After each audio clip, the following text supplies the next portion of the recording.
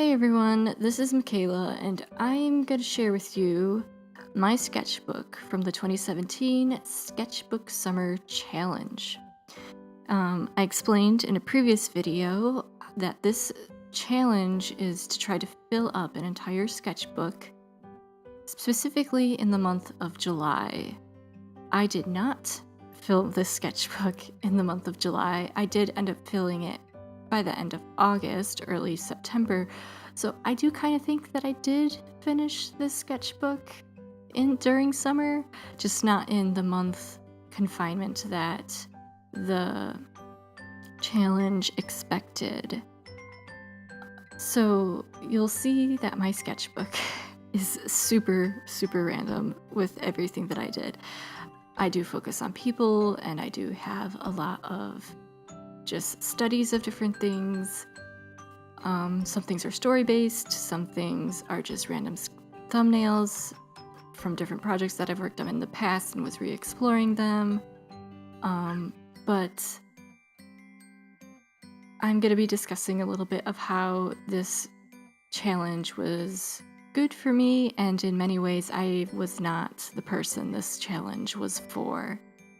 So this challenge really pushed me to use different mediums in my sketchbooks. Normally they're just black and white with a bunch of pen and ink.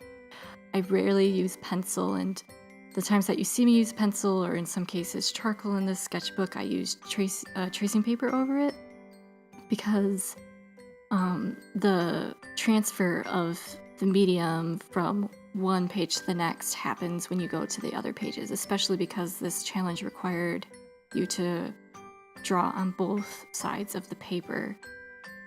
And so I would always put a piece of tracer paper, and that worked out pretty well actually.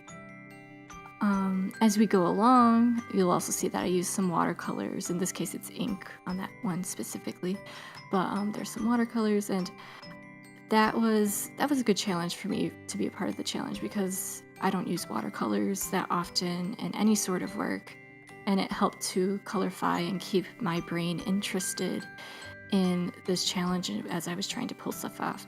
You'll see here Cardcaptor Sakura from the manga anime Sakura. That was my superhero. The one time I did a prompt from the challenge was this one. I really like how it turned out. Now here are some pictures that kind of allude to and eventually became the difficulty of how this challenge turned out to not to be me. So those flying machine sketches. So I got really into, with the little time that I had to work on this project, I was beginning to explore some of my characters who I have been writing a book on and off. I was trying to finish it over the summer, but it didn't work out that well. We'll see. But those characters that just flipped by, later on in a few more pages, you'll see that there is 2 pages where I spent like 2 hours on. And it's mostly just writing, and because I was doing research specifically for how their outfits were going to be and what was important about those outfits and who was inspiring them and stuff. And that took a lot of time. It was like 2 hours of research and then another hour or 2 of getting the sketches down. And that really cut into the challenge expectations. I felt really fulfilled by it.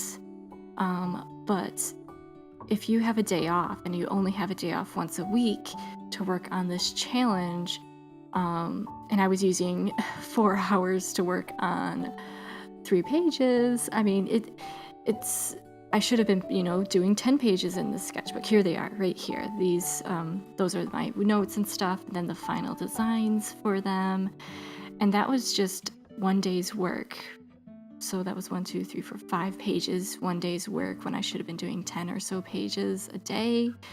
But it was fulfilling work, and I really, really enjoyed doing that. But I found, as I said, like, because of the way my schedule went, I had a great summer.